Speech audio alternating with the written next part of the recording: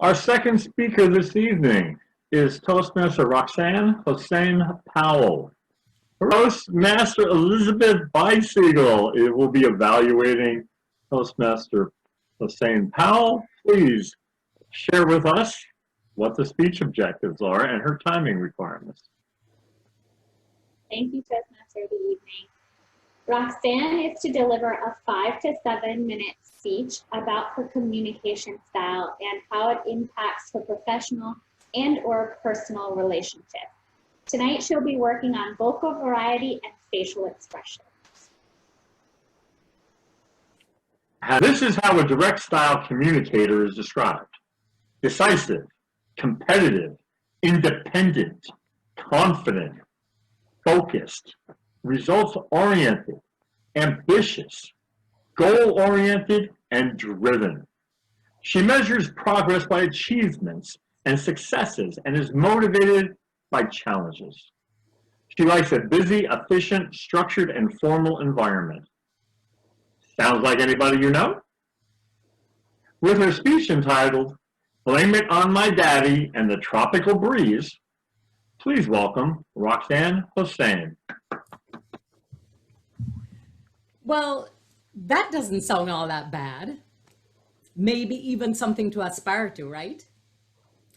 But what that introduction left out is that this communication style, my communication style, may be perceived as strong-willed or demanding, can be seen as impatient, may become frustrated if dependent on others, and displays more concern for results than relationships. When my friends used to come over to the house, they'd hear my father calling me, "Roxanne!" "Yes, Daddy?" "Roxanne, why is your father mad at you?" "Mad at me? What gives you the impression he's mad at me?" "His tone."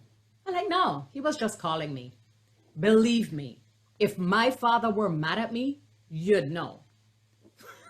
That only confused them further because they could not imagine for the life of them what that would sound like.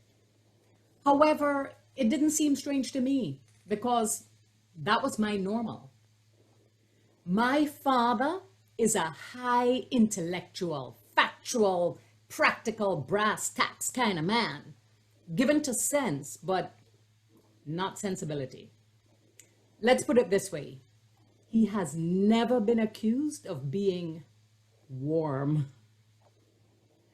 When it comes to my communication style, I blame it on him.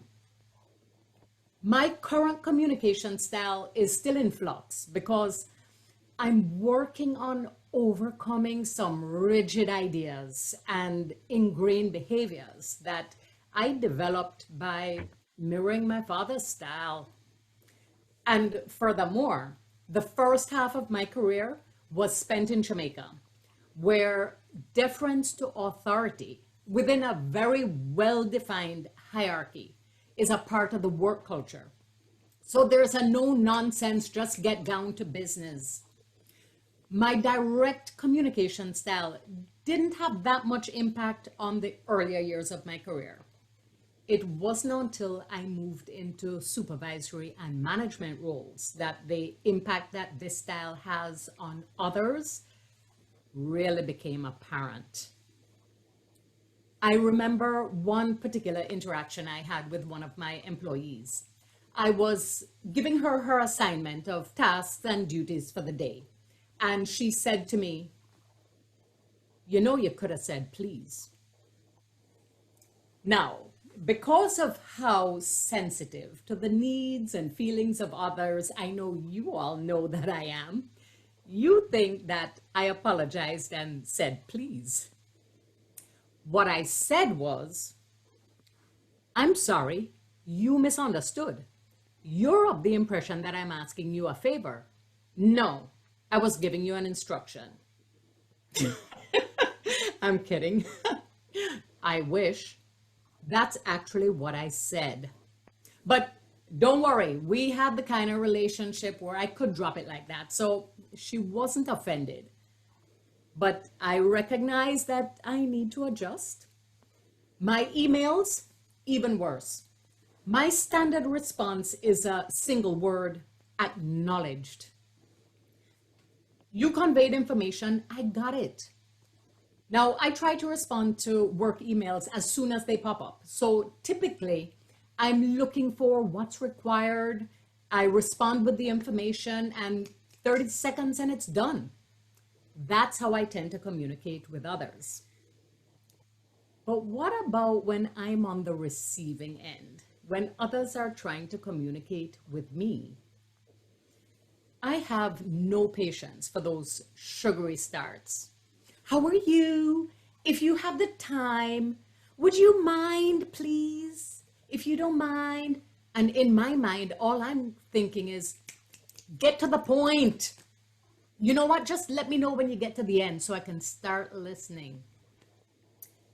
In my pride and arrogance, my leadership philosophy was that I should not have to be adapting my communication style to 24 individuals, but that you all should learn how I communicate and adapt to that.